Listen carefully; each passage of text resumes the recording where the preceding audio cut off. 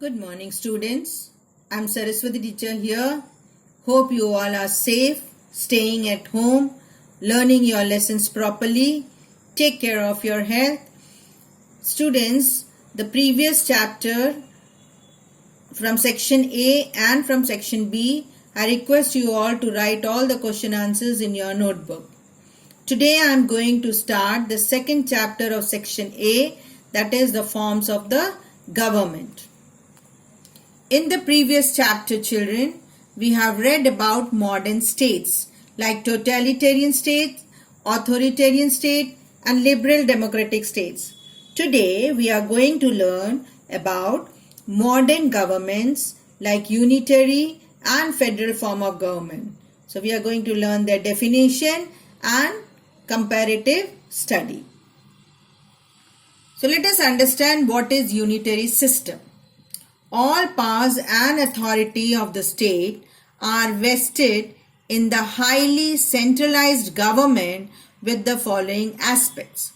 It has a constitution that outlines the duties, powers and people of the central government.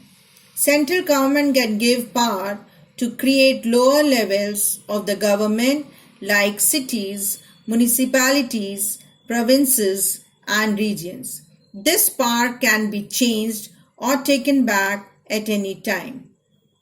Let us understand what is unitary government. A unitary government is when a power is held in a single central agency but has many local governments. The central power, that is Parliament, has total power over the smaller subdivisions because it is a local authority for all government functions. Let us understand governmental structure. There are three types of governmental structure: unitary structure, federal structure and confederate structure. So according to the syllabus, we learn only unitary structure and federal structure. We can find unitary structure in Great Britain, Saudi Arabia and other places. We can find federal structures in United States, Mexico, India, Germany, etc. So let us understand what is federal form of government.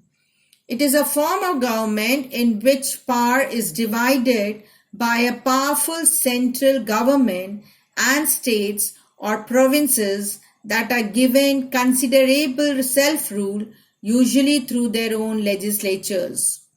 So, like example, the United States, Germany, Australia, Canada, Russia, Mexico have federal form of government. So, comparison between unitary and federal states. Children, you have to make two columns like this and explain what is federal and unitary. Am I clear? Now let's start with the merits of unitary and federal.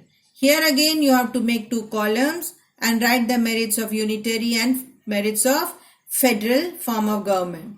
So merits of unitary you can get in page number 28 and merits of federal you can get in page number 36.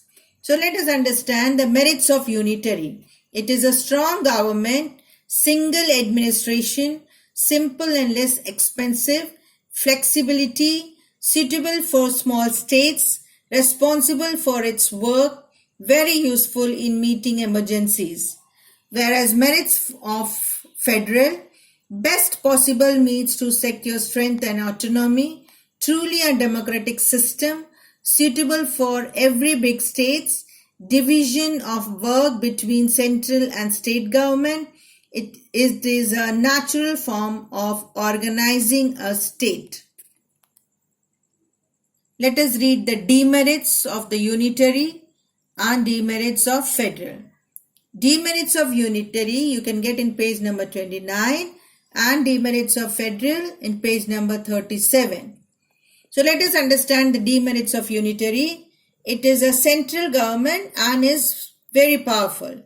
Danger in inefficiency, ignores local needs, unsuitable for big states, less chances for popular participation in the working of government, less of local autonomy and initiative.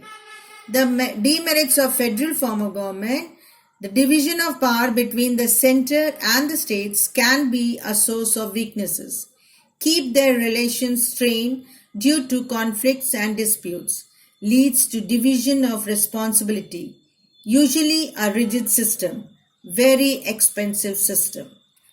Thank you.